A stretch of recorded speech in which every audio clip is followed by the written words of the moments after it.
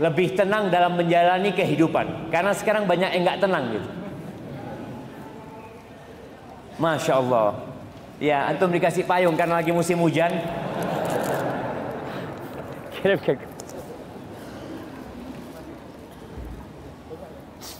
Jamaah rahimakumullah, dunia secara global dan negeri kita yang kita cintai sedang mengalami masalah yang sangat besar sekali. Masalah itu adalah gangguan mental, di mana tingkat stres makin meningkat, depresi, kecemasan, bahkan berakhir dengan bunuh diri sebagian. Kenapa obat-obat penenang di akhir-akhir ini menjadi laris? Bahkan orang-orang terkenal pun mengkonsumsi obat terlarang itu. Yang mereka inginkan adalah mendapatkan ketenangan.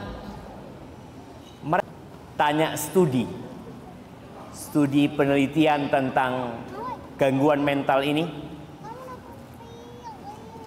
Enggak apa-apa. Dia nggak salah. Dia anak-anak, Bapak. Nah, dia ayahnya mana?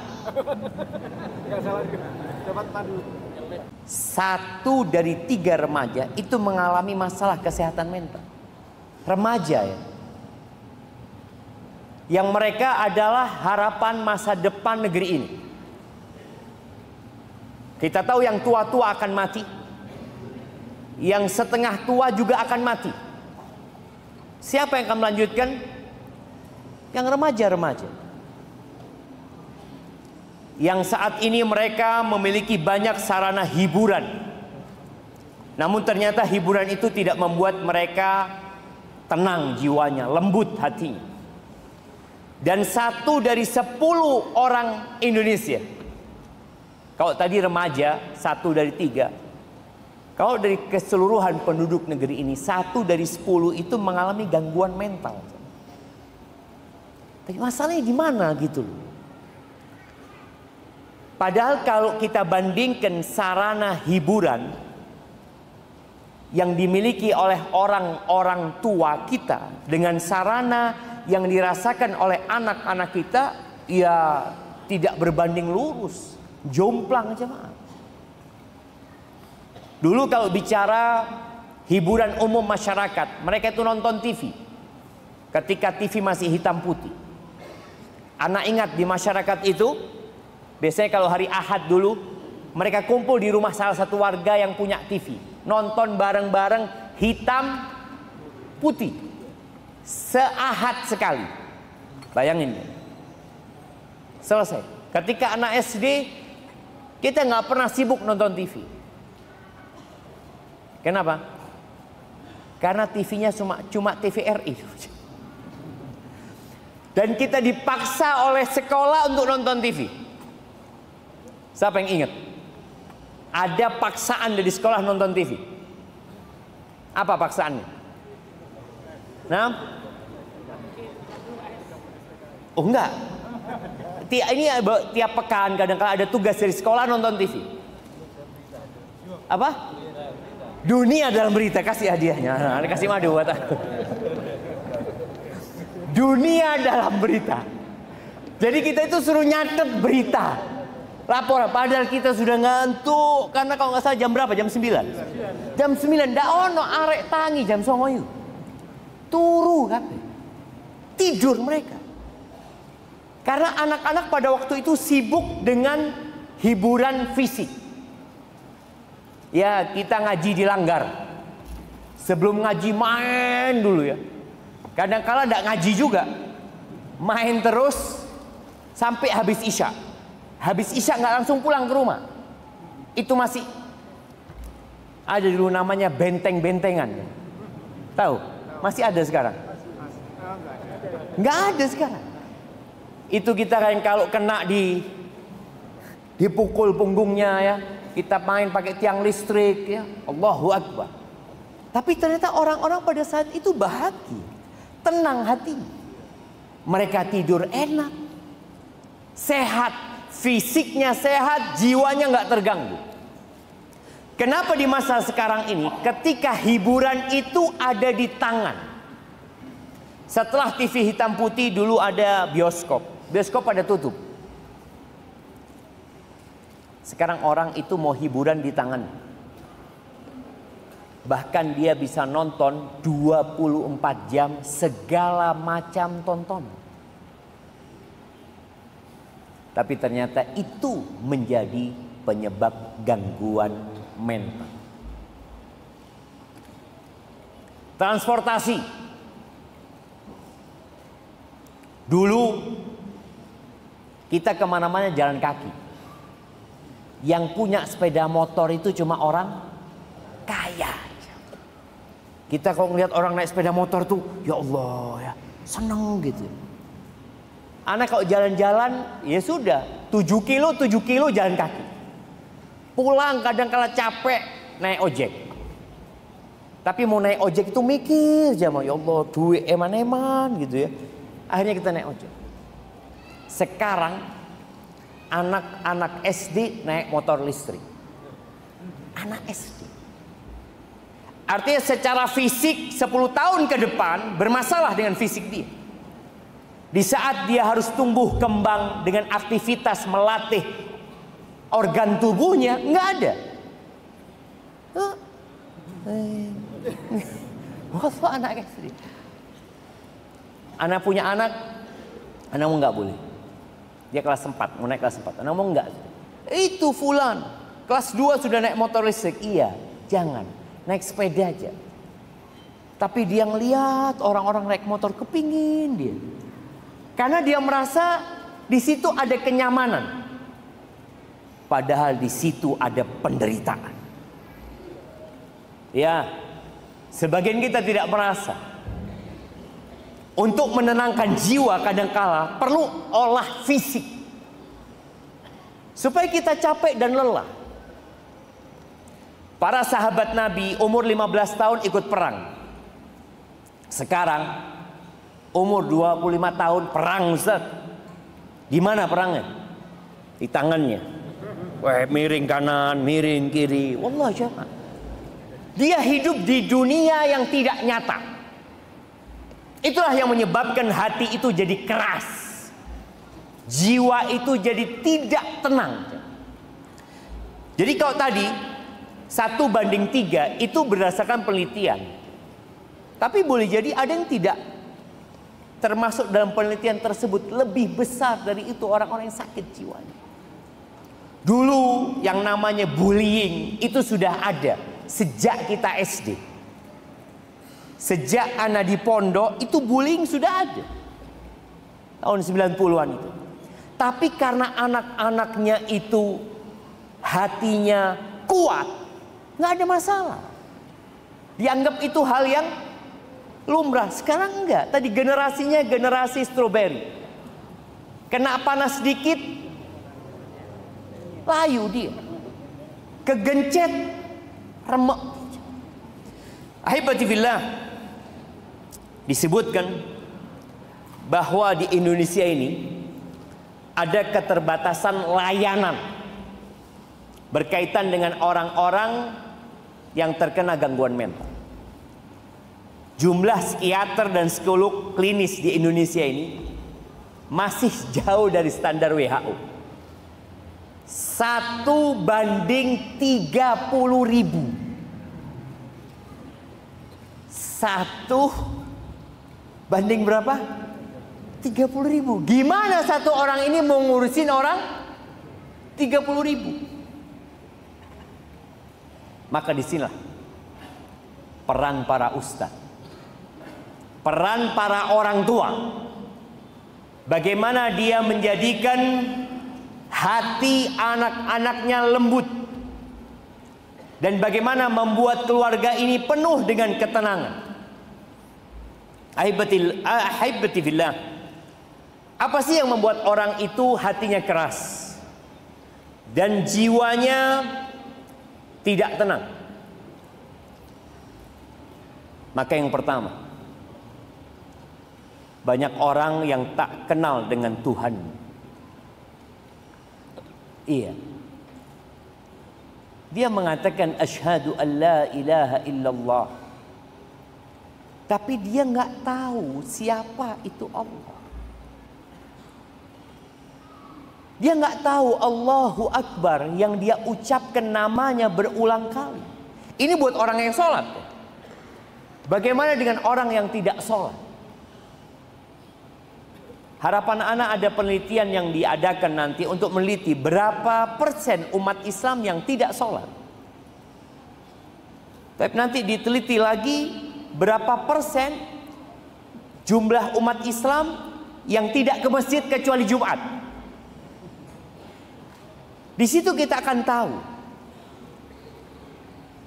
kenapa orang-orang itu stres, kenapa orang-orang itu cemas hidupnya. Dia nggak kenal sama Tuhan. Dia nggak kenal dengan pemilik alam semesta ini. Negeri ini bukan milik Pak Prabowo. Semua tahu. Sebelum Pak Prabowo, presiden kita Bapak Jokowi. Sebelum Bapak Jokowi, siapa presiden kita? Bapak SBY. Terus pemimpin itu berganti. Tapi pemilik bumi ini tidak pernah berganti. Qul huwallahu ahad. Katakan Allah itu esa. Maka tatkala seorang kenal dengan pemilik alam semesta ini, mulai dia akan tenang. Dia nggak bingung. Oh, aku tahu pemiliknya ini siapa. Ketika antum mau beli rumah, dijual rumah ini, antum tertarik sama rumah itu. Ketika antum tidak tahu dengan pemiliknya, maka antum bingung. Ana mau beli sama siapa? Ana mau tanya sama siapa?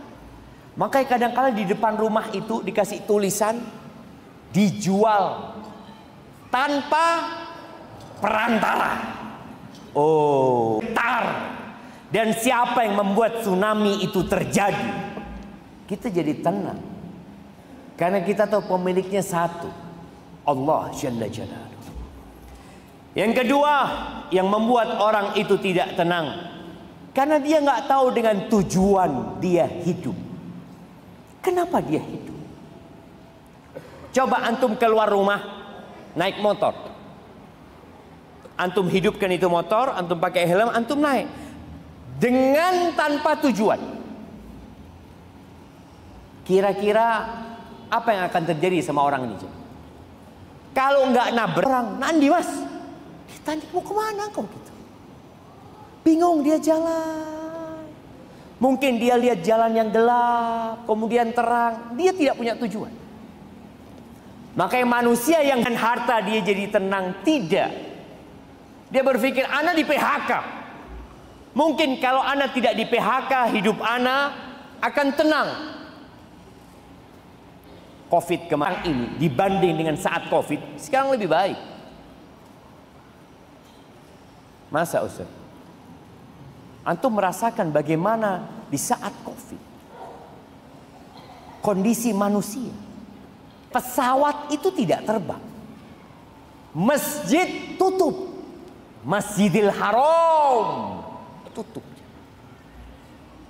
Ya, hanya ada orang berapa yang sholat di dalam. Haji, nggak ada keberangkatan haji dari Indonesia. Nggak ada keberangkatan umroh dari Indonesia.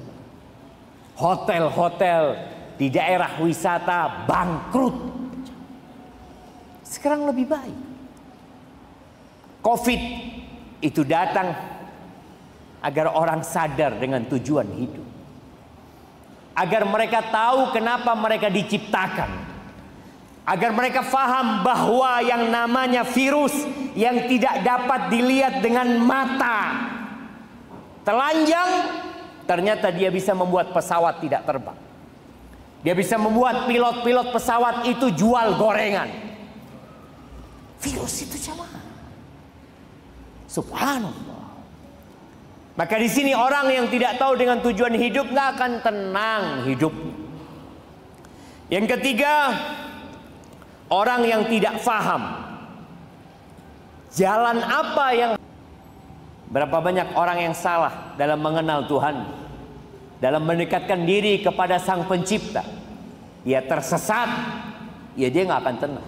Orang tersesat adalah orang yang cemas, karena dia takut tidak sampai ke tujuan. Dia takut kalau tujuan nggak sampai, dia juga nggak bisa kembali. Dia takut binasa di tempat itu. Ahibati fillah, untuk masalah yang pertama, mengenal Allah Azza wa Jalla. Allah itu seringkali mengenalkan dirinya di dalam Al-Quran Al-Azim.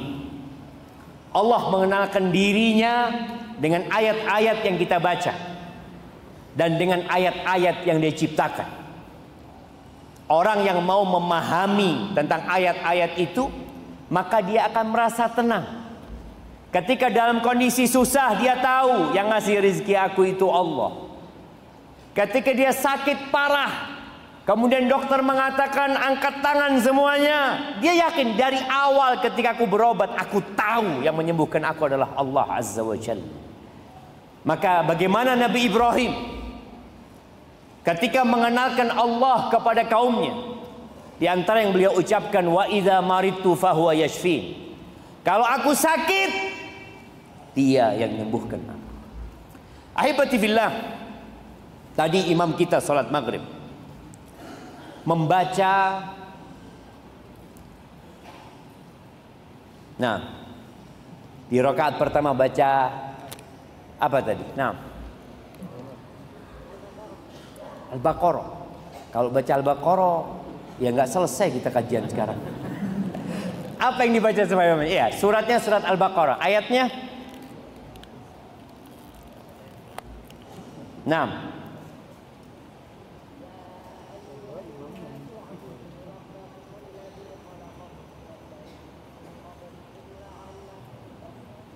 Ahsan, tabarakallah fikum. Kasihkan buat dia. Iya, Allah mengatakan ya ayuhan nas. Ini perintah pertama dalam Al-Quran. Kalau antum membaca Al-Quran, awal perintah dalam Al-Quran adalah surat Al-Baqarah ayat 21 insyaallah ya.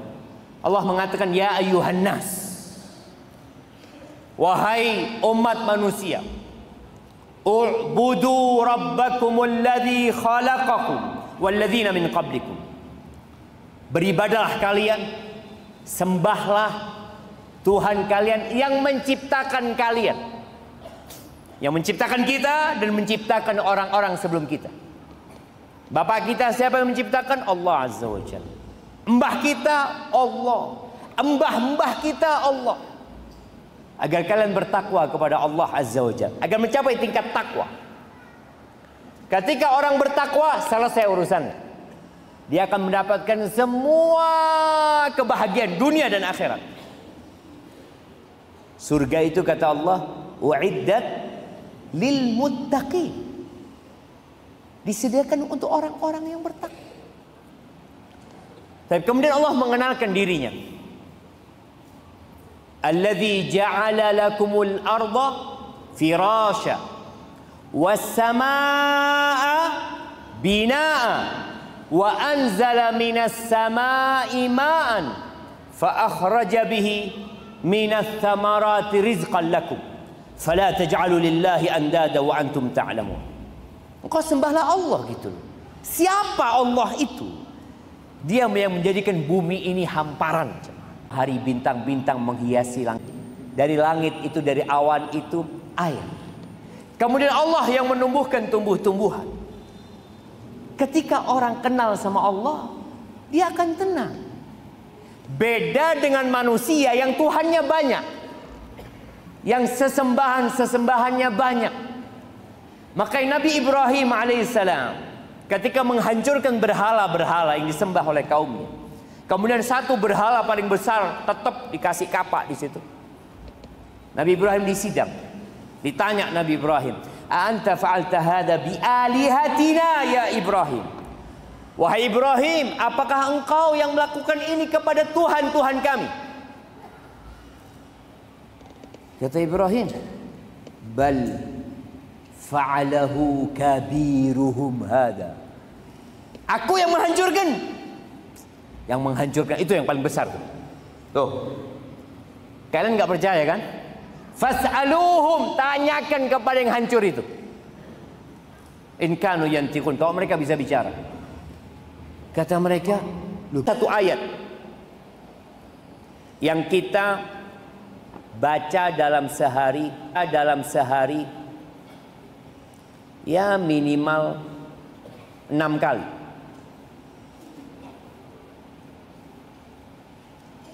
Apa ayat itu?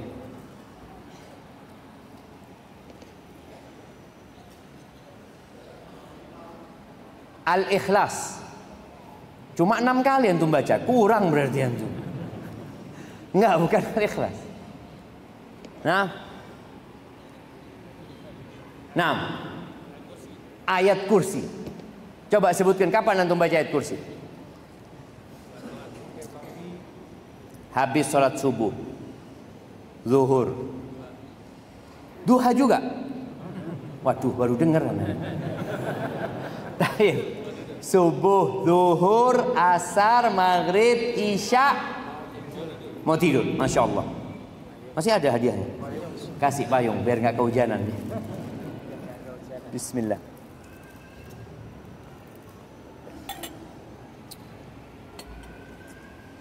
Ahibati fillah. Ayat kursi ini ayat yang paling agung.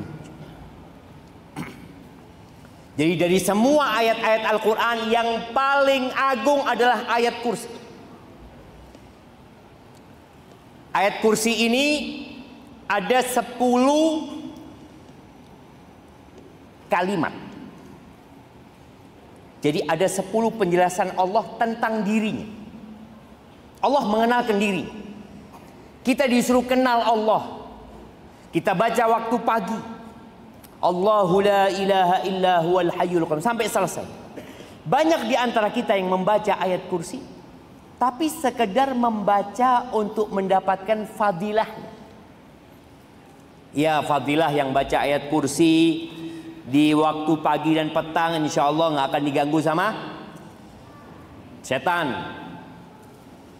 Kemudian yang membaca ayat kursi setiap selesai sholat insya Allah akan dimasukkan surga sama Allah Azza wa Jalla. Betul. Kenapa ayat kursi memiliki fadilah yang begitu agung? Baca artinya. Allah benar-benar mengenalkan dirinya kepada kita. Potongan pertama ya. Allahu la ilaha illahu. Allah tiada sesembahan yang berhak disembah selain Dia. Ini pernyataan tauhid kita. Bahwa tidak ada sesembahan yang disembah dengan benar kecuali Allah Azza wa Jalla. Ya, banyak yang dipertuhankan oleh manusia di muka bumi ini. Tapi ketahuilah yang berhak disembah hanya Allah Azza wa Jalla. Itu pernyataan tauhid. Kemudian kita mengatakan Al-Hayyu Al-Qayyum. Dialah Allah Azza wa Jalla yang hidup kekal. Dia hidup sendiri, semuanya bakal mati. Tapi Allah hidup kekal. Semua yang hidup itu berasal dari kehidupan yang Allah berikan kepada mereka. Al-Qayyum, yang terus menerus mengurusin kehidupan ini jemaah. Subhanallah jemaah. Al-Hayyu Al-Qayyum ini dikatakan adalah Ismullahil A'zam, yang mengurusi kehidupan ini dan Dia tidak mati. Maka ya bi rahmatika astaghith. Panggil ya Hayy, wahai yang maha hidup. Ya Qayyum, wahai yang mengurusi kehidupan ini. Dengan rahmatmu aku meminta pertolongan. Kemudian la ta'khudhuhu sinatu wala naum. Dia tidak mengantuk dan tidak tidur. Allah mengawasi kita selalu. Antum pernah melihat ada tulisan di beberapa tempat itu, tempat ini diawasi oleh CCTV berapa jam? 24 jam. Anda melihat di satu pondok jemaah tulisan itu. Ana cari mana CCTV-nya ya. Dah ono CCTV. Rusak CCTV. Dan yang ngawasi CCTV, boleh jadi dia rusak, boleh jadi satpam yang ngawasi juga tertidur, dan boleh jadi satpam itu mati dan CCTV itu dicuri. Tapi Allah akan terus mengawasi. Kayaknya waktu anak habis ya mah, kita akan azan untuk melaksanakan salat Isya. Insyaallah kita lanjutkan setelah salat Isya ya. Hadza wa sallallahu ala nabiyyina Muhammad wa ala alihi washabbihi wasallam.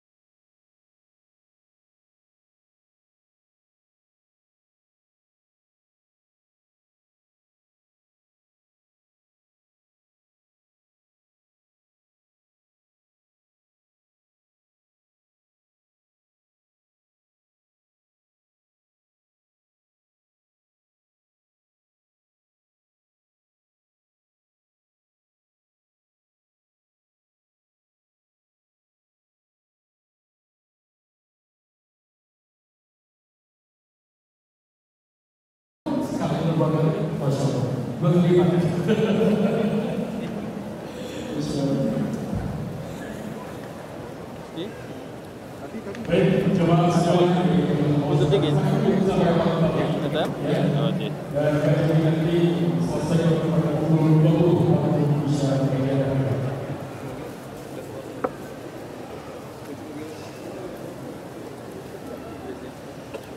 Balik lagi semuanya jemaah yang berkenan dengan Allah Subhanahu wa taala. Tetap tertib, takut, saya minta semuanya semoga Allah Subhanahu wa taala senantiasa berkenan kepada kita semuanya. Dan kepada Ustaz untuk dipersilakan oleh Bapak Masyur.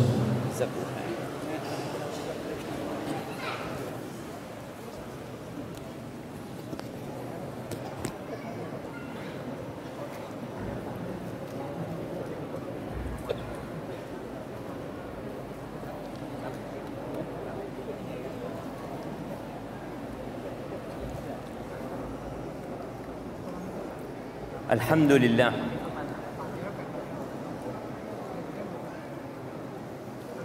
Ya jemaah kayaknya harus merapat ya, biar orang-orang bisa duduk. Iya, posisinya bukan posisi sholat ya, posisi kajian, melembutkan hati dan menenangkan diri. Yang pertama adalah dengan cara mengenal Allah Azza wa Jalla. Itu syarat mutlak. Orang baru akan lunak hatinya, tenang jiwanya kalau dia mengenal Tuhannya dan mentauhidkan Allah Azza wa Jalla. Makanya Allah Azza wa Jalla mengatakan, man amila salihan min dzakarin aw untha wa huwa mu'min falanuhyiyannahu hayatan thayyibah walanajziyannahum ajrahum bi ahsani ma kanu ya'malun. Kata Allah, barang siapa yang beramal soleh. Kalau bicara iman, maka kita tahu Nabi Yusuf alaihissalam, bagaimana beliau berpindah dari sana, bagaimana beliau berpindah dari pelukan ayahnya Yakub menuju ke gelapnya penjara-penjara Mesir. Ya dijalani. Tapi Allah akan berikan penghidupan yang baik. Maka tadi ketika seorang mengenal Allah Azza wa Jalla, maka dia akan hidup dalam ketenangan dalam semua kondisi. Mau Covid, mau nggak Covid, mau di PHK dari tempat kerjanya, mau diangkat jabatannya, dia tetap dalam kondisi yang Allah Rabbi la usyriku bihi syai'an. Dia katakan Allah itu Rabbku, dia penciptaku, dia pemilik alam semesta ini. Dia yang memberikan cobaan kepadaku. Dan dia juga yang mengangkat cobaan tersebut. La usyriku bih, yang di langit dan di bumi. Kita lihat ya, tol yang dibuat oleh manusia, jalan yang dibuat oleh manusia, rumah-rumah, gedung-gedung, semuanya itu milik Allah Azza wa Jalla. Ada waktunya Allah ambil. Baik, antum kaji lagi ayat kursi malam ini. Sebelum antum baca ayat kursi, antum buka tuh terjemahan ayat kursi.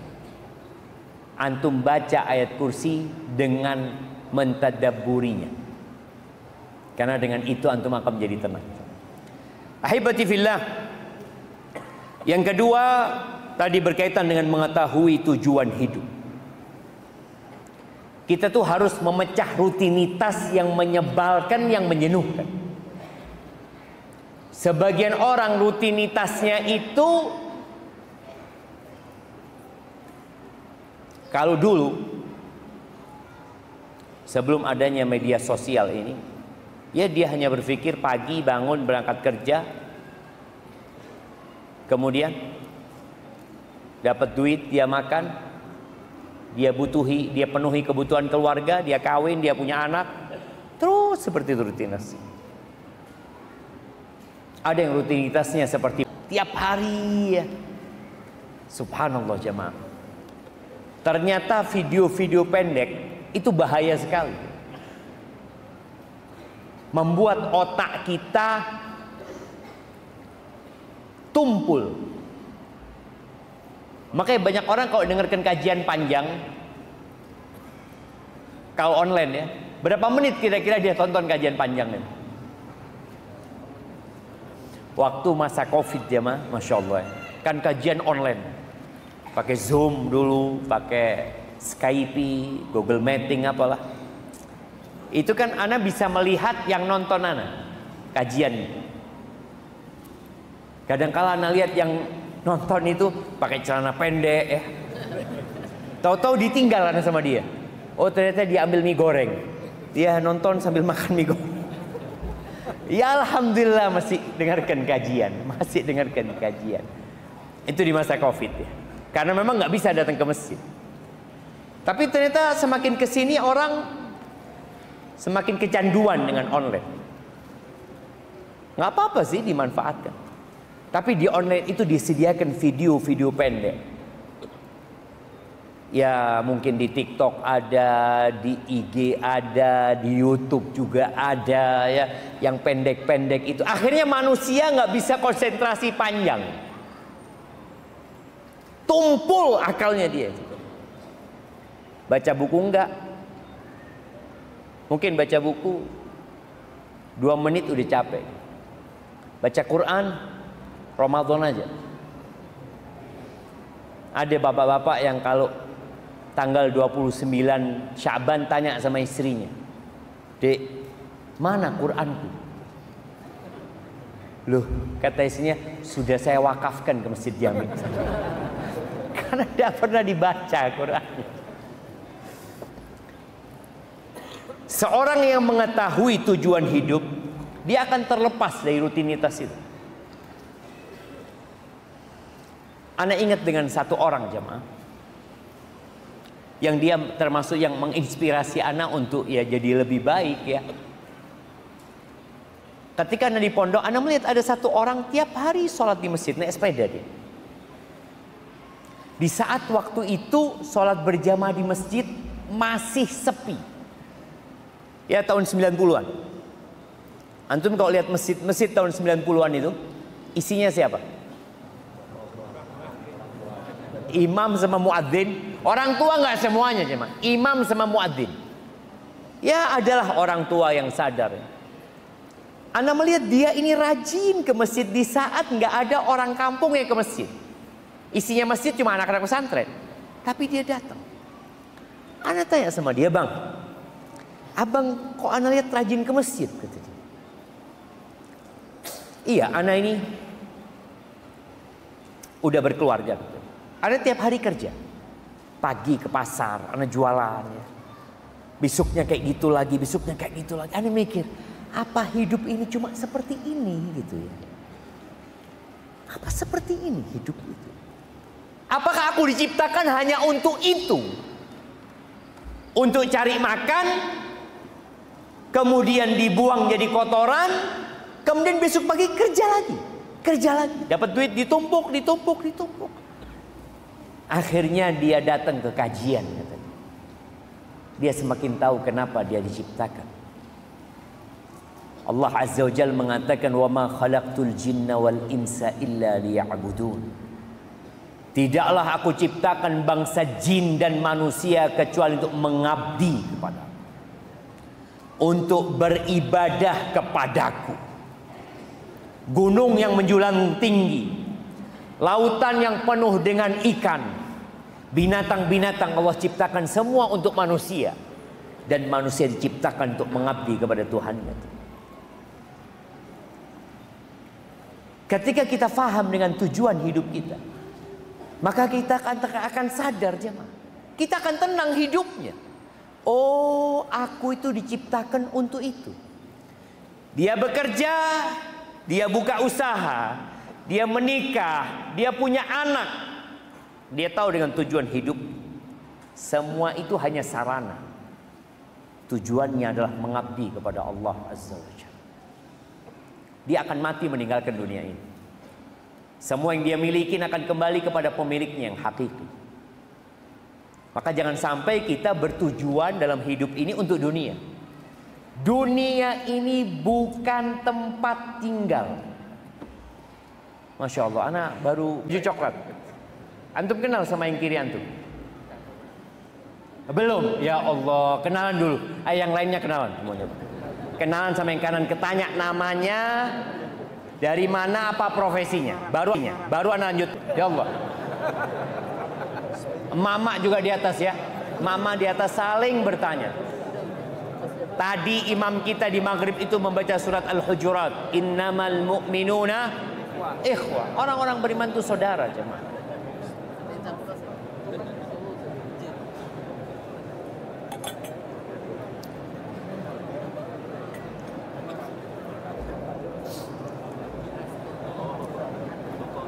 Nah, tanya nama, dari mana, apa profesinya.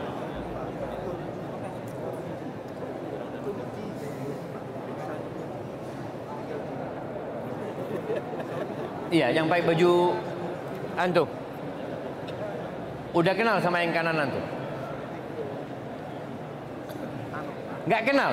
Salam sama saudara antum. Ini kalau tahu sama tujuan hidup, antum tidak akan menyia-nyiakan salaman sama saudara antum. Kata Nabi alaihi salatu wassalam, "Ma min muslimaini yaltaqiyani." Dua orang yang beriman yang berjumpa, kemudian mereka berjabatan tangan. Berjumpa, berjabatan tangan, apa yang akan dia dapatkan? Dosa-dosanya akan gugur. Seperti bergugurannya daun dari pohon di musim kering. Tadi boleh jadi antum nggak tahu tujuan hidup. Jadi mensia-siakan salaman sama saudaranya. Emangnya antum salaman sama saudara antum bid'ah? Bid'ah salaman. Apa aja bid'ah? Ketika berjumpa itu sunnah bersama. Ya, sampai mana kita? Tujuan hidup. Maka jangan sampai tujuan antum dunia. Dunia ini nggak punya masa depan. Kita kalau bicara masa depan di mana? Bumi ini tidak punya masa depan. Allah Azza wa Jalla mengatakan, yauma tubaddalul ardu ghairal ardi was samawat. Akan diganti bumi ini dengan bumi lain. Gunung-gunung itu akan hilang dari muka bumi ini. Gak akan ada tanda sedikit pun punya antum. Oh, saya dulu pernah tinggal di sini. Oh, itu dulu tuh. Itu toko saya dulu. Gak ada. Nggak ada masa depan di muka bumi ini. Maka jangan sampai antum ambisinya dunia. Itulah yang menyebabkan orang stres, depresi. Datang ke kuburan antum lihat. Antum lihat tuh kuburan, ya Allah. Ini masa depan saya. Orang akhirnya berpikir bagaimana memanfaatkan orang-orang kaya ini supaya duitnya keluar. Ditawarkan kuburan yang VVIP,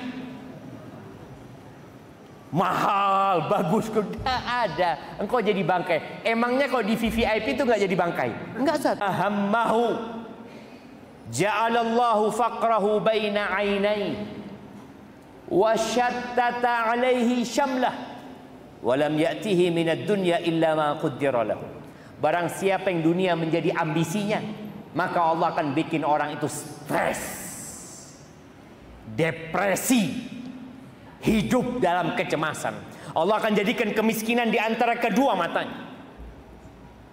Takut, bingung, gimana ini. Itu hukuman karena ambisi dia dunia. Urusannya Allah cerai beraikan.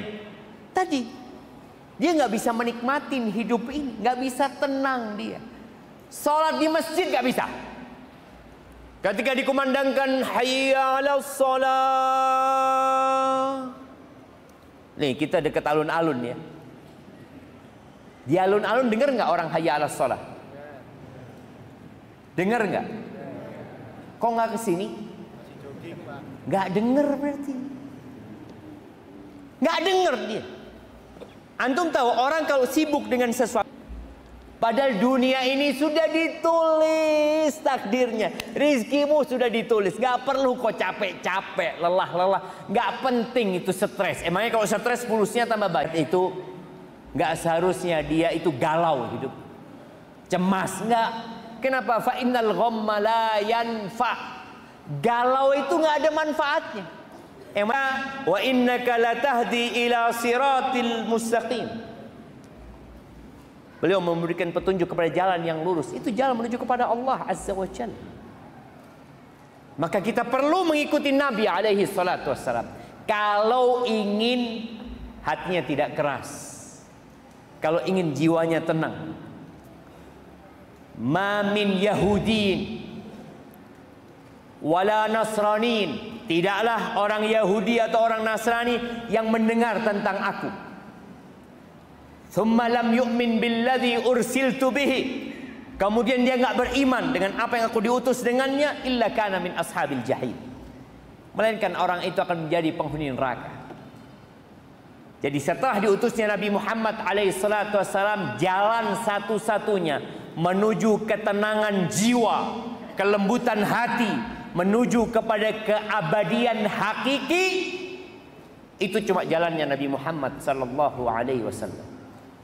Maka syahadat kita berbunyi asyhadu an la ilaha illallah wa asyhadu anna Muhammad Rasulullah sallallahu alaihi wasallam.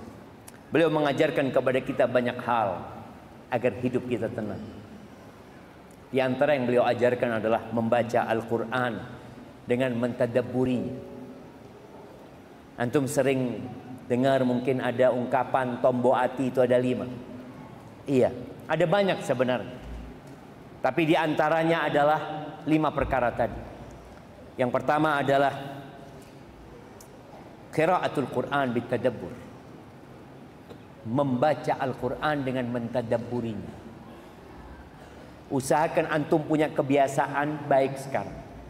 Tiap hari baca Quran 1 halaman sama artinya. Sebelum antum buka handphone antum. Atau antum mau buka handphone, antum mau buka IG, TikTok, YouTube atau apa, WhatsApp. Sebelum antum buka itu, antum buka Quran.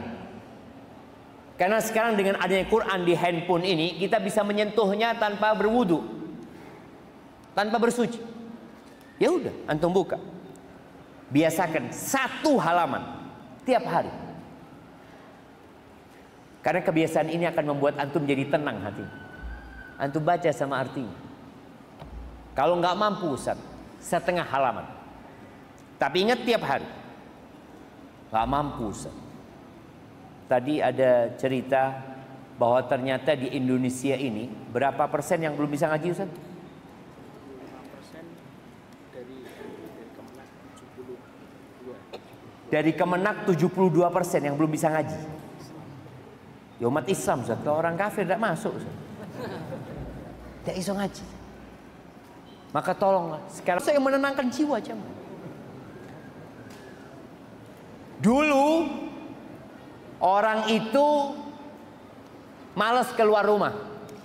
Kalau mau ke warung apa, aduh capek, udahlah makan yang ada di rumah gitu kan. Sekarang dikirim ke rumah. Antum mau apa? Tinggal buka, ada aplikasi yang menunjukkan kepada antum semua makanan. Sampai tadi di kereta, Anda mau makan siang, Anda ngomong sama temen, lapar nih. Anda ngomong, bismillah cari makan siang, ada kantinnya kan. Dia ngomong, tenang Ustaz, ada di sini Ustaz.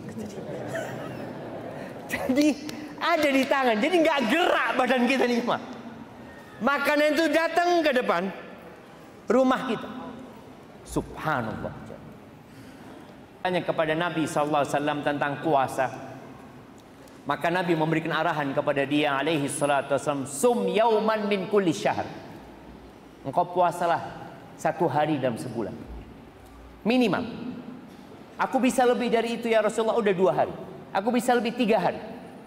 Itu seperti puasa 1 bulan ya. Maka kalau antum malas puasa, puasalah tadi 1 hari. Pokoknya tiap bulan ada puasa 1 hari. Ngosongkan perut antum. Karena kita punya jiwa ini suka berontak. Kita punya nafsu itu suka mendorong kita kepada hal-hal yang haram. Puasa itu meninggalkan yang halal. Kita melatih diri kita meninggalkan yang halal. Maka usahakan, kalau antum ingin tenang jiwanya, ngomong sama istrinya, tolong diingatkan aku. Jangan sampai ada 1 bulan aku nggak puasa. Itu minimal. Kalau antum bisa 3 malam, alhamdulillah. 3 hari, bukan 3 malam ya. 3 hari. 3 hari itu apa harus 13, 14? Enggak harus. Boleh jadi 1, 2, 3. Boleh jadi Senin lagi, boleh. Yang penting 3 hari. Kemudian yang ketiga, qiyamul lail. Salat malam. Jam 3 itu sudah seger ya. Karena tidurnya sudah cukup. Tapi adanya handphone ini, antum bisa tidurnya terlalu malam, buka lagi. Matikan itu handphone. Pasang alarm. Paling enggak antum sholat ya 3 rakaat lah. Lebih baik diakhirkan. Kalau nggak mampu ya sebelum tidur. Antum pokoknya punya sholat malam. Kalau antum nggak punya sholat sunnah, ya udah sholat malam itu 3 rakaat sebelum tidur, witir. Tapi ingat, rutinkan, dawamkan. Karena kata Nabi kita alaihi salatu wassalamu, khairul amali adwamuhu wa in qall. Sebagai waktu sahur. Ketika antum datang kajian, bukan hanya niat dengarkan kajian. Kalau antum pinter menata niat, banyak pahalanya antum. Ana mau ke sana, mau iktikaf di masjid. Nunggu sholat lah, ana nggak akan keluar dari masjid nanti. Ana di sana mau ketemu sama saudara-saudara ana, ketemu sama saudaranya, nambah saudaranya. Itu insya Allah antum akan menjadi tenang hidupnya. Tapi kalau kumpulannya sama orang-orang yang tidak soleh, maka yang dibicarakan adalah dunia, tidak akan membicarakan akhirat. Yang terakhir, kalau antum nggak mampu semua tadi yang disebutkan, Nabi alaihissalatu wasallam pernah berpesan kepada seorang sahabat. Dia mengatakan, ya Rasulullah, inna syara'i'al islami qad kathurat alayya. Ya Rasulullah, syariat Islam ini sudah banyak buat aku gitu loh. Suruh ini, ada perintah ini, ada larangan ini. Coba kasih aku amalan yang aku bisa berpegang teguh dengan, aku bisa istiqomah gitu, nggak berat gitu loh. Apa pesan Nabi SAW? Siapa yang tahu? Nah, ya, zikrullah. Masya Allah, kirimkan. Iya, bukan zikrullah sembarangan jam. Kata Nabi alaihi salatu wassalam, la yazalu lisanuka ratban bidzikrillah. Lisanmu ini bikin basah dengan berzikir. Jadi zikir itu dengan lisannya. Tentunya hati mengikuti. Tapi lisan, bukan orang diem. Saya sedang berzikir. Berzikir gimana? Zikir dengan lisan. Jaga lisan. Dan kata Allah Azza wa Jalla, alladzina amanu wa tatma'innu qulubuhum bi dzikrillah. Ala bi dzikrillah tatma'innul qulub. Hati menjadi tenang itu dengan zikrullah. Mengingat dunia, mengingat manusia, mengingat harta hanya akan membuat kita cemas dan menderita. Tapi mengingat Allah, selesai. Kita punya Allah yang maha besar, yang kalau dia hendak memberikan kepada kita sesuatu, dia tinggal mengatakan kun fayakun. Tapi itu yang dapat Anda sampaikan. Mungkin kita masuk ke sesi tanya jawab. Nah, bagi jemaah yang ingin bertanya silakan. Baik, silakan. Sebelum lanjutkan ke pertanyaan, ada beberapa informasi di antaranya terkait dengan mobil yang mengalami menghalangi mobil Ustaz. Mohon maaf bagi sampaikan untuk bisa menggunakannya, yaitu mobil Nissan X-Trail dengan nomor polisi H1357EK. Sekali lagi, mobil Nissan X-Trail dengan nomor H1357EK untuk bisa digunakan paginya. Mohon maaf karena menghalangi Ustaz. Jadi pada saat nanti korban kepala jalan mohon di sini. Baik, silakan pertanyaan dijawab. Saya Pak. Lagi ini sampai. Ya, sampai. Oh, yang lain bareng. Oh, nggak perlu pakai mic. itu mic-nya sudah. Oh. Assalamualaikum warahmatullahi wabarakatuh. Waalaikumsalam warahmatullahi wabarakatuh. Terima kasih. Nama saya Anton, asal dari Tangerang. Dari mana? Tangerang. Oh, Tengaran. Barakallahu fikum. Terima kasih. Yang ingin saya sampaikan, mau tanyakan, tidak dari tadi kami tentang sholat yang 40 hari berturut-turut, bisakah selamanya atau minim seumur hidup sekali? Ini yang tercantum dalam hadis itu menjadi makmum tidak ketinggalan takbiratul ula dari imam. Itu kalau jadi imam boleh atau tidak? Kemudian yang nomor 2, kalau keselamatan istilahnya kemasukan kita safar melaksanakannya dengan jamaah itu bisa apa tidak? Terima kasih. Assalamualaikum warahmatullahi wabarakatuh. Waalaikumsalam warahmatullahi wabarakatuh. Naam, ahibati fillah, ini berkaitan dengan tujuan hidup sebenarnya. Kita itu disuruh berlomba-lomba memecah rutinitas kita untuk menjadi yang terbaik. Allah Azza wa Jalla mengatakan, wasari'u ila maghfiratin min rabbikum wa jannatin 'arduha as-samawati wal ard u'iddat lil muttaqin. Kata Allah Azza wa Jalla, bersegeralah kalian menuju keampunan Allah Azza wa Jalla dan menuju surganya yang luasnya seluas langit dan bumi, yang dipersiapkan untuk orang-orang yang bertakwa. Di antara amalan yang dengannya kita dihapuskan dosa, kita dikasih stempel cap bebas dari 2 perkara. Dari yang pertama kemunafikan, dan dari api neraka. Apa amalannya? Salat selama 40 hari. Man shalla arba'ina yauman. Jadi hadisnya ini ada 2. Karena sekarang musim haji ya. Jemaah haji itu kenal juga dengan namanya salat arba'in. Di Madinah biasanya mereka salat selama 8 hari berturut-turut. Ada salat man shalla arba'ina salatan. Barang siapa yang salat 40 salat di Masjid Nabawi, maka dia akan mendapatkan vonis bebas dari kemunafikan dan dari api neraka. Hadisnya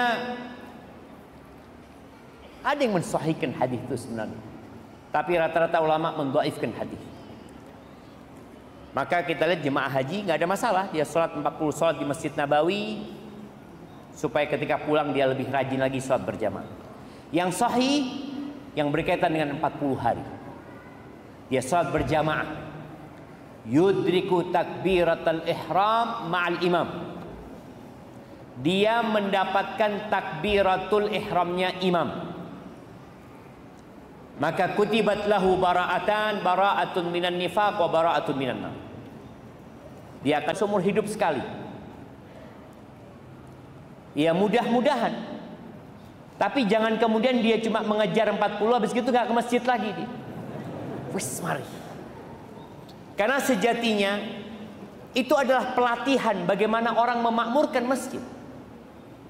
Maka di antara para ulama, kalau nggak salah Sa'id ibn al-Musayyib ibn Hazm, dia mengatakan mundu 20 sana, sejak 20 tahun aku sholat nggak pernah melihat tengkuknya orang di Masjid Nabawi. Di shaf pertama terus sholat. Oh sama Ustaz, ana di kampung ana sholat shaf pertama terus Ustaz, 5 waktu itu. Karena shafnya cuma satu, nggak ada. Jadi nggak pernah lengkap shaf pertama itu. Walaupun masbuk tetap shaf pertama. Kan ada masjid-masjid yang kayak gitu. Enggak, ini menunjukkan beliau 20 tahun. Jadi ketika kita bisa melaksanakan ini sekali dalam seumur hidup, insya Allah kita dapat. Tapi bukan berarti kemudian kita nggak sholat di masjid lagi. Karena kejadian dengan beberapa jemaah haji yang di Madinah ya, dia kadang-kala di Madinah 9 hari. Jadi kalau 9 hari dapat berapa sholat? 45. Ketika dia sudah selesai 40 sholat, dia nggak ke masjid. Ditanya, Bapak kok nggak ke masjid? Alhamdulillah Ustaz, sudah selesai. Sudah 40 sholat saya. Enggak, maka lanjutkan. Tapi usahakan 40 hari ini memang nggak putus ya. 40 hari dan berat jamaah.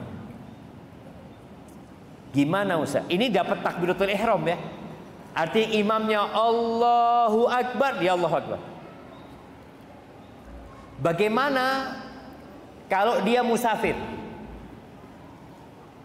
Apakah ketika dia musafir kemudian terputus, boleh dia lanjutkan ketika dia pulang menjadi 40 hari? Wallahu a'lam ya. Mungkin boleh.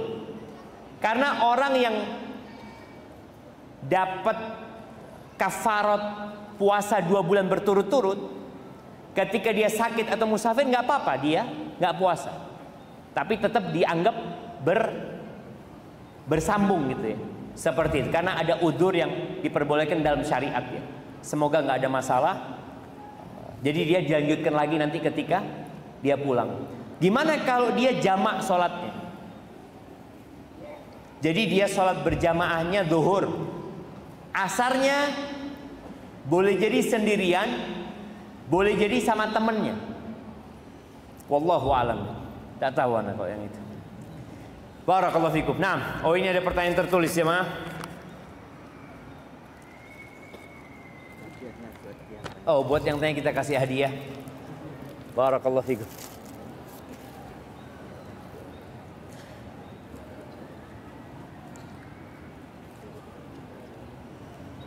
Assalamualaikum warahmatullahi wabarakatuh. Semoga Ustadz selalu dalam lindungan Allah. Ustadz, ana dulu lulusan skala 1 Pondok Sunnah, dan ana dulu seorang penghafal Al-Quran. Tapi setelah lulus, ana pelaku maksiat, dan ana telah melakukan dosa besar, bukan syirik Ustadz. Apa hati ana bisa kembali lunak Ustaz? Apakah Al-Quran yang ana hafal menjadi musuh ana di hari akhir nanti? Apa yang harus ana lakukan, Ustaz? Barakallahu fikum. Jamaah, hidayah itu mahal. Dan standar orang baik itu adalah tatkala dia mati. Nabi SAW mengatakan innamal a'malu bil khawatim. Amalan itu tergantung penutupnya. Kita semua tahu dengan Umar bin Khattab sebelum dia masuk Islam, penjahat. Dia menyakiti para sahabat Nabi, bahkan niat untuk membunuh Rasul sallallahu alaihi wasallam. Tapi bagaimana kemudian dia menjadi orang yang dijamin masuk surga? Khalid bin Walid, dia adalah panglima perang yang menyebabkan kekalahan umat Islam, atau menjadi salah satu faktor kekalahan umat Islam pada waktu perang Uhud. Bahkan 70 sahabat terbunuh gara-gara serangan dari Khalid bin Walid. Tapi kemudian dia masuk Islam. Kemudian dia di akhir hayatnya semoga mati husnul khatim. Kembali kepada pertanyaan tadi. Seorang yang dulu di pondok hafal Al-Quran, gak ada jaminan dia mati Islam. Pakai pesan Allah itu wala tamutunna illa wa antum muslimun. Apa yang harus dilakukan? Salah satu yang membuat hati itu keras adalah dosa. Nabi SAW mengatakan, "Idza adznaba 'abdun," apabila seorang hamba berbuat dosa, "nukita fi qalbihi nuqtah sauda." Apabila seorang hamba berbuat dosa, maka akan dikasih noktah hitam di dalam hati. Kalau dia bertobat. Nah, apa syaratnya tobat? Siapa yang mau jawab? Satu, menyesal. Yang pertama menyesal. Tidak mengulangi. Terus kemudian Yang pertama menyesal. Yang kedua tidak mengulangi. tidak mengulangi. Ya. Yang ketiga Tidak memasuki circle yang buruk. Tidak kembali ke circle yang buruk. Kurang lengkap. Tapi kasih hadiahnya. Nah, yang lengkap. Pertama, Menyadari kesalahannya, tidak mengulangi. Oke, yang ketiga? Yang ketiga, mengimbangi dengan perbuatan yang lebih baik. Memperbanyak amal soleh. Siap, boleh. Tapi belum lengkap. Kasih hadiahnya. 3+1. Yang pertama, menyesal, berhenti, berjanji untuk tidak mengulangi. Kalau ada hubungan sama manusia, kita perlu minta dihalalkan, minta maaf. Oke, ini yang lengkap nih. Kasih hadiahnya 2. Kasih payung 2 dia. Nah, kasih 2, tidak apa-apa. Alhamdulillah sudah habis. Habis. Oh masih. Oh, masih ada. Yang tanya ini belum dapat, yang pakai kertas tadi. Oh, yang tanya ini. Iya. Oh, jangan. Kalau dia dikasih ketahuan dia. Gimana sih antum? Iya, yang pertama menyesali.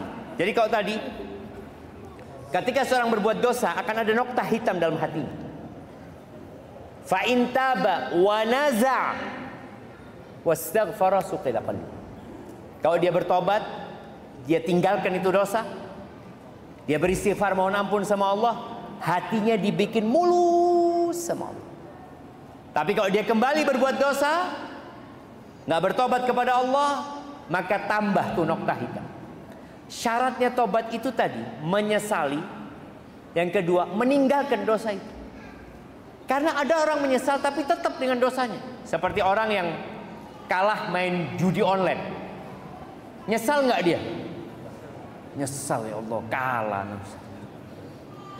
Nyesal, ya menyesal lah gimana. Besok ulangi. Nggak ada dia meninggalkan, dia tetap melakukan. Jadi menyesali, meninggalkan dosa itu. Yang ketiga, bertekad untuk tidak mengulangi. Bukan tidak mengulangi. Kenapa? Karena biasanya manusia akan mengulangi. Tapi dia harus berjanji, aku tidak akan mengulangi. Gimana kalau besok dia ngulangi? Apabila hari ini dia bertekad untuk tidak mengulangi, maka tobatnya insya Allah diterima. Kalau besok dia ngulangi, ya tobat lagi dia. Tobat lagi. Kemudian tadi, kalau ada hubungannya sama manusia, dia perlu minta dihalalkan.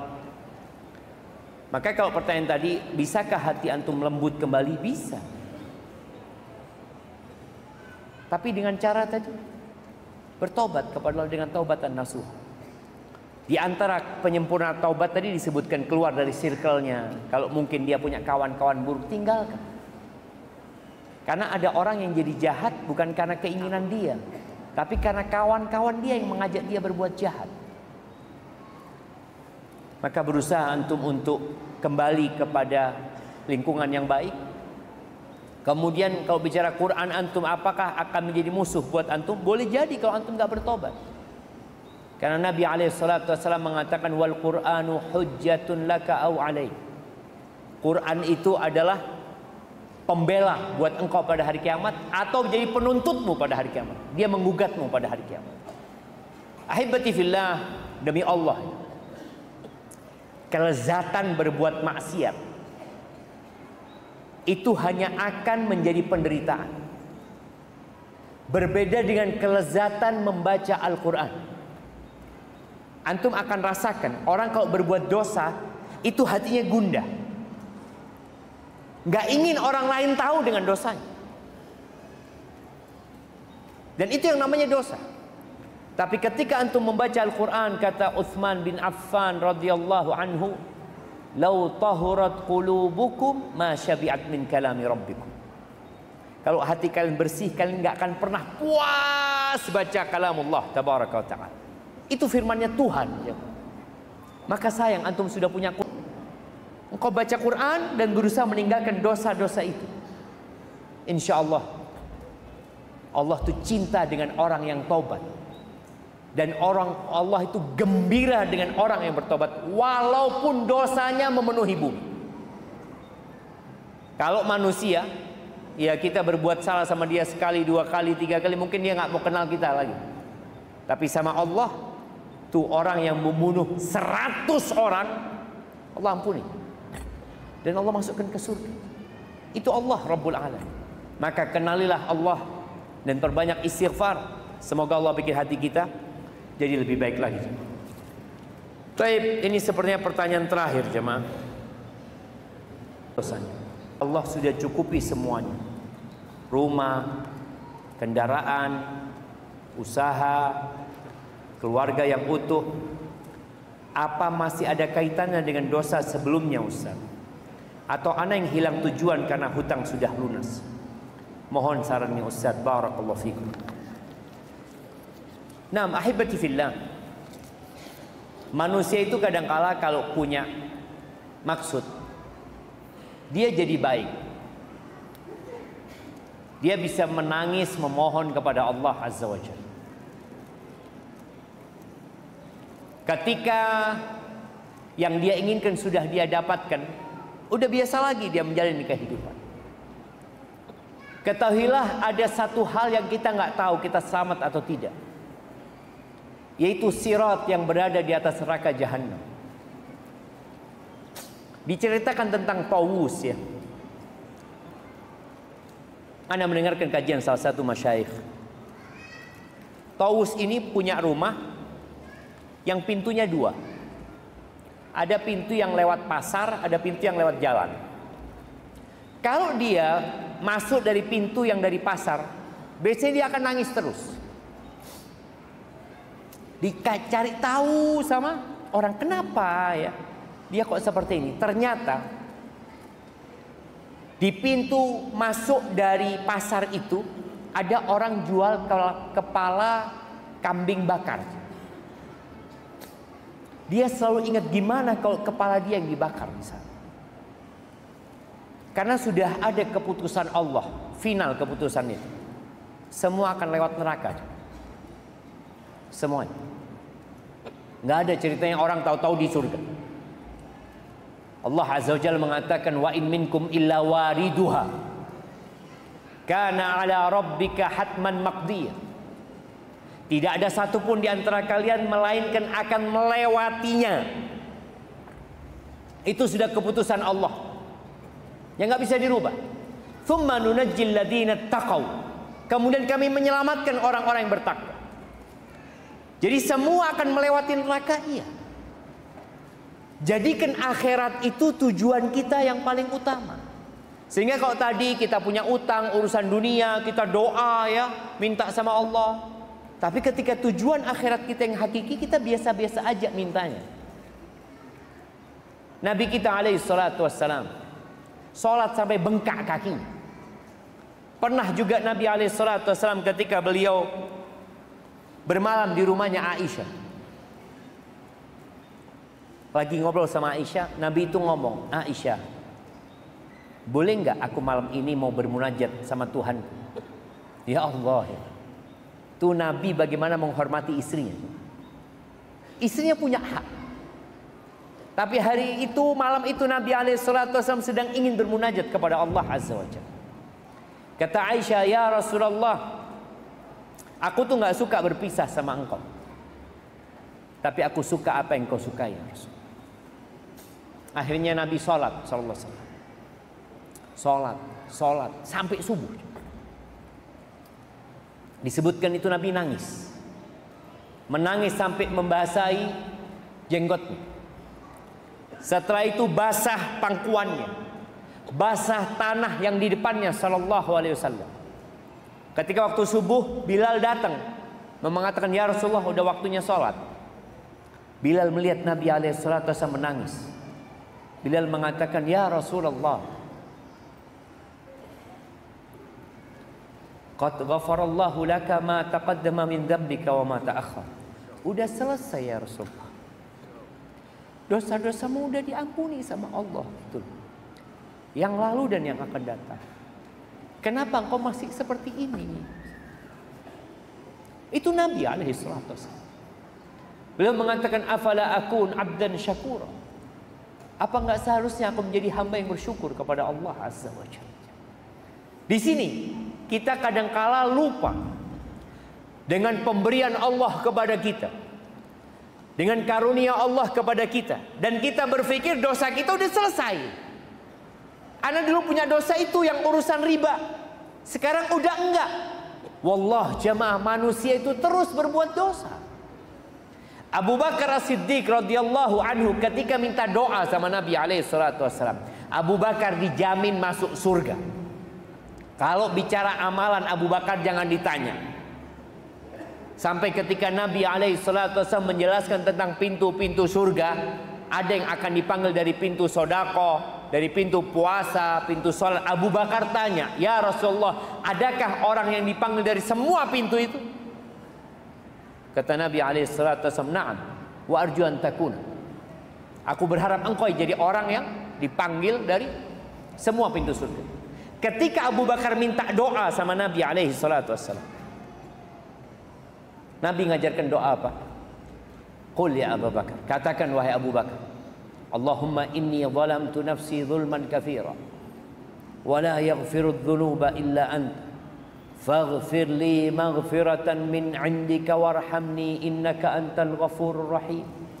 Ini doa dibaca waktu salat, dianjurkan. Katakan, ya Allah, sesungguhnya aku menzalimi diriku dengan kezaliman yang banyak. Ini doa buat Abu Bakar, jemaah. Abu Bakar yang dijamin masuk surga suruh mengakui dosa-dosa. Kita kadang-kadang merasa udah selesai dosa kita. Dulu aku berbuat dosa. Dulu pernah aku bermaksiat. Sekarang udah enggak, Ustaz. Inilah menyebabkan kadang-kadang hati itu keras. Ada unsur merasa sudah baik. Akhirnya kita sulit menangis. Karena kita merasa udah selesai dosaku. Enggak jamaah, enggak selesai. Abu Bakar disuruh baca doa itu. Zulman katsira, dengan kezaliman yang banyak. Wala yaghfiru dzunuba illa anta. Enggak ada yang bisa ngampuni dosa kecuali Engkau ya Allah. Faghfirli maghfiratan min 'indika warhamni innaka antal ghafurur rahim. Berikan kepada aku pengampunan dari Engkau ya Allah. Rahmati aku ya Allah. Sesungguhnya Engkau Maha Pengampun dan Maha Pengasih. Inilah yang membuat orang jadi tenang hidupnya. Ketika dia kenal sama dirinya, aku adalah pendosa. Ketika ada ketidaktenangan berarti karena dosa-dosaku. Jangan berpikir, oh dulu aku berbuat dosa. Sekarang kita masih berbuat dosa. Selesai sholat kita astagfirullah. Antum kalau tahu penghuni surga itu apa kerjanya setelah sholat malam? Allah mengatakan wabil asharihum yastaghfirun.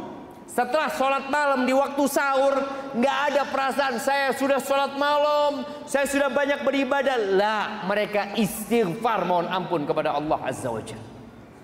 Karena kita terus berbuat dosa. Kenapa kita dianjurkan membaca sayyidul istighfar pagi dan petang? Allahumma anta rabbi la ilaha illa anta khalaqtani wa ana abduka wa ana ala ahdika wa wa'dika mastata'tu abu'u laka bi ni'matika alayya wa abu'u bi dhanbi faghfirli fa innahu la yaghfiru dhunuba illa anta. Bagaimana hamba ini mengenal Tuhannya? Ya Allah, Engkau Tuhanku ya Allah. Engkau yang menciptakan aku, tiada yang berhak disembah kecuali Engkau. Engkau yang menciptakan aku. Aku hambamu. Aku mengakui semua nikmat-nikmat yang kau berikan kepada aku. Wa abu'u bi dzambi, dan aku mengakui dosa-dosaku ya Allah. Banyak dosa-dosaku ya Allah. Ampuni aku ya Allah. Kita baca di waktu pagi, sore baca lagi, besok baca lagi. Karena kita nggak berhenti berbuat dosa, jamaah. Maka berusahalah untuk terus memohon ampun kepada Allah, mengenali diri kita, husnudzon sama Allah, suudzon sama diri kita. Jadi kalau bicara apa karena dosa masa lalu, boleh karena dosa itu, dan boleh jadi karena dosa-dosa baru kita yang kita tidak sadar. Dan di antara dosa besar itu adalah al-amnu min makrillah, merasa aman dari hukuman Allah Azza wa Jalla. Barakallahu fiik. Itu yang dapat Anda sampaikan, kurang lebihnya mohon maaf. Yang benar dari Allah Azza wa Jalla, yang salah dari diri Anda pribadi, Allah dan Rasulnya terbebaskan dari kesalahan itu. Subhanakallahumma bihamdik.